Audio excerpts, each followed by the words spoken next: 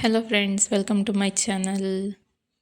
ಇವತ್ತು ಏನಾಗಿತ್ತು ಅಂದರೆ ವಿಡಿಯೋನ ಮೊದಲನೇ ಅಪ್ಲೋಡ್ ಮಾಡಿದೆ ಫ್ರೆಂಡ್ಸ್, ಬಟ್ ಅದು ವಾಯ್ಸ್ ಬಂದಿಲ್ಲ. ಹೇಗಾಯಿತು ಏನಾಯಿತು ಅಂತ ಗೊತ್ತಿಲ್ಲ, ಬಟ್ ಅದಕ್ಕೆ ಮತ್ತೆ ಒಂದು ಸಲ ವಾಯ್ಸ್ ಕೊಟ್ಟು ಮಾಡ್ತಾಯಿದ್ದೀನಿ. ಇದು ಬಂದು ಆರ್ಲಿಕ್ಸ್ ಪೌಡರ್, ಅಂದರೆ ಹೋಮ್ ಮೇಡ್ ಆರ್ಲಿಕ್ಸ್ ಪೌಡರ್. ತುಂಬಾ ಹೆಲ್ದಿ ಮತ್ತು ಒಳ್ಳೆ ಡಿಲಿಷಿಯಸ್ ಆಗಿರುತ್ತೆ. ಯಾವ ಮಕ್ಕಳು ಹಾಲು ಕುಡಿಯೋಲ್ಲ ಅಂತಾರೆ, ಅವರು ಇದನ್ನು ಖಂಡಿತ ಕುಡಿತಾರೆ. ಒಮ್ಮೆ ಟ್ರೈ ಮಾಡಿ ನೋಡಿ. ಮೊದಲಿಗೆ ಇದಕ್ಕೆ ಗೋಧಿನ ಈ ರೀತಿ ಚಿಕ್ಕ ಚಿಕ್ಕದಾಗಿ ಮೊಳಕೆ ಬಲಿಸ್ಕೊಂಡು ಒಂದು ದಿನ ನೆನೆಯೋಕ್ಕೆ ಇಡಿ. ನಂತರ ಅದನ್ನು ಒಂದು ದಿನ ಒಂದು ಬಿಳಿ ಬಟ್ಟೆಯಲ್ಲಿ ಕಟ್ಟಿಟ್ಬಿಡಿ. ಈ ರೀತಿ ಚಿಕ್ಕ ಚಿಕ್ಕ ಮೊಳಕೆ ಬರಬೇಕು ಅಷ್ಟೇ. ಅದನ್ನು ಚೆನ್ನಾಗಿ 2ರಿಂದ 3 ದಿನ ನೀವು ಬಿಸಿಲಿನಲ್ಲಿ ಒಣಗಿಸ್ಕೋಬೇಕು. ನಂತರ ಅದನ್ನು ಈ ರೀತಿ ಒಂದು ಪ್ಯಾನ್ನಲ್ಲಿ ಬೆಚ್ಚಗೆ ಮಾಡ್ಕೊಬೇಕು, ಅಂದರೆ ಒಳ್ಳೆ ಅರೋಮಾ ಬರುತ್ತೆ. ಗೋಧಿ ಸ್ವಲ್ಪ ಪಾಪ್ ಆಗೋಕ್ಕೆ ಸ್ಟಾರ್ಟ್ ಆಗುತ್ತೆ, ಆವಾಗ ನೀವು ಅದನ್ನು ಆಫ್ ಮಾಡಿ.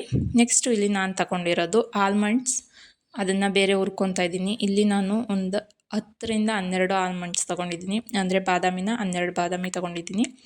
ಗೋಧಿ 1 ಕಪ್, ಒಂದು 10ರಿಂದ 12 ಆಲ್ಮಂಡ್ಸ್. ಜಾಸ್ತಿ ಕೂಡ ತೊಗೊಬೋದು, ಬಟ್ ಮಿಲ್ಕ್ ಟೇಸ್ಟಿಗೆ ತಕ್ಕಾಗ ನಾನು ಹೇಳ್ತಾ ಇದ್ದೀನಿ. ಮತ್ತು 1/2 ಕಪ್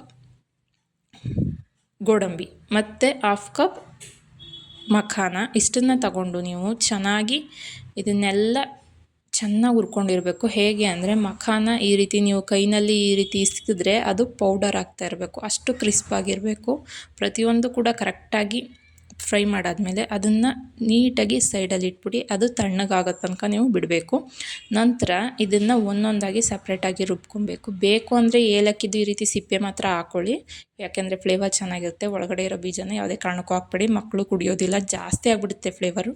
ಈ ರೀತಿ ಹಾಕೋದ್ರಿಂದ ಲೈಟಾಗಿ ಘಮ ಬರುತ್ತೆ, ಚೆನ್ನಾಗಿರುತ್ತೆ.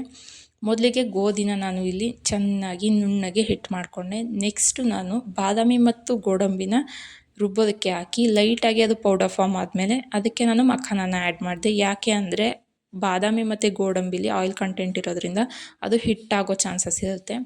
ಯಾವುದೂ ಅಷ್ಟೇ ನಿಧಾನವಾಗಿ ನೀವು ಗ್ರೈಂಡ್ ಮಾಡ್ಕೊಬೇಕು. ಒಂದೇ ಸಮನೆ ಗ್ರೈಂಡ್ ಮಾಡೋಕ್ಕೆ ಹೋದರೆ ಎಲ್ಲ ಹಿಟ್ಟು ಥರ ಆಗಿಬಿಡುತ್ತೆ. ಅದು ಜಾಸ್ತಿ ದಿನ ನೀವು ಇಟ್ಕೊಳ್ಳೋಕ್ಕೂ ಆಗೋದಿಲ್ಲ, ಚೆನ್ನಾಗೂ ಇರೋದಿಲ್ಲ. ಫೈನ್ ಪೌಡರ್ ಆಗಬೇಕು ಇದು. ಹೇಗೆ ಅಂದರೆ ಮೈದಾ ಹಿಟ್ಟಿರುತ್ತೆ ಅಂತಾರಲ್ಲ, ಅದಕ್ಕೆ ಪೌಡರ್ನ ಇದನ್ನ ಮಾಡ್ಕೊಬೇಕು. ನೀವು ಮಾಡಿಕೊಂಡು ಒಂದು ಸಲ ಯಾವುದಕ್ಕೂ ಜರಡಿ ಹಿಡ್ಕೊಬಿಡಿ.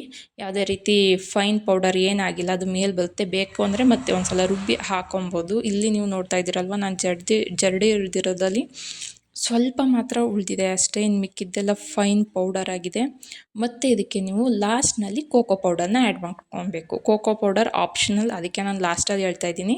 ಕೋಕೋ ಪೌಡರ್ನ ಆ್ಯಡ್ ಮಾಡ್ಕೊಂಡು ನಂತರ ನೀವು ಇದನ್ನು ಈ ರೀತಿ ಜರಡಿ ಮಾಡಿಕೊಂಡ್ರೆ ಒಂದು ಒಳ್ಳೆ tasty delicious yummy and healthy Horlicks powder ready ಆಯಿತು. ಆರ್ಲಿಕ್ಸ್ ಅಂತ ಹೇಳ್ಬೋದು, ಬೋರ್ನ್ವಿಟಾ ಅಂತಲೇ ಹೇಳ್ಬೋದು. ಮಕ್ಳಿಗಂತೂ ತುಂಬಾ ಇಷ್ಟ ಆಗುತ್ತೆ. ನನ್ನ ಮಗನಿಗೆ ಮಾಡಿಕೊಡ್ತಾ ಇದ್ದೀನಿ. ಆಲ್ಮೋಸ್ಟ್ 1 ಮಂತ್ ಆಗಿತ್ತು ನಾನು ಮಾಡಿ, ಅದು ಖಾಲಿ ಆಯಿತು. ಅದು ಸರಿಯಾದರೆ ಮಾಡೋಣ ರೆಸಿಪಿನ, ಇಲ್ಲ ಅಂದರೆ ಮಾಡಿ ತೋರ್ಸೋದು ಬೇಡ ಅಂತ ನಾನು ಪ್ಲ್ಯಾನ್ ಮಾಡ್ಕೊಂಡಿದ್ದೆ. ಅದು ಸೂಪರ್ ಡಿಲಿಷಿಯಸ್ ಆಗಿ ಬಂದಿತ್ತು. ನನ್ನ ಮಗ ಅಂತೂ ತುಂಬ ಇಷ್ಟಪಟ್ಟು ಕುಡಿತಾ ಇದ್ದಾನೆ. ನೀವು ಕೂಡ ಮಾಡಿ, ನೀವು ಕೂಡ ಕುಡೀರಿ, ಎಂಜಾಯ್ ಮಾಡಿ ಅಂತ ಹೇಳ್ತಾ ನನ್ನ ವೀಡಿಯೋನ ನಾನು ಇಲ್ಲಿಗೆ ಮುಗಿಸ್ತಾ ಇದ್ದೀನಿ. ಪ್ಲೀಸ್ ನೀವು ಕೊನೆವರೆಗೂ ವೀಡಿಯೋ ನೋಡಿದರೆ ಲೈಕ್ ಮಾಡೋದನ್ನು ಮರಿಬೇಡಿ, ಹಾಗೆ ನನ್ನ ಚಾನಲ್ನ ಸಬ್ಸ್ಕ್ರೈಬ್ ಮಾಡೋದನ್ನು ಮರಿಬೇಡಿ.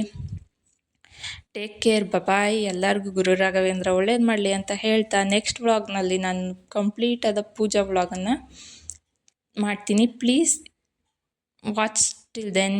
ಬಾಯ್, ಟೇಕ್ ಕೇರ್.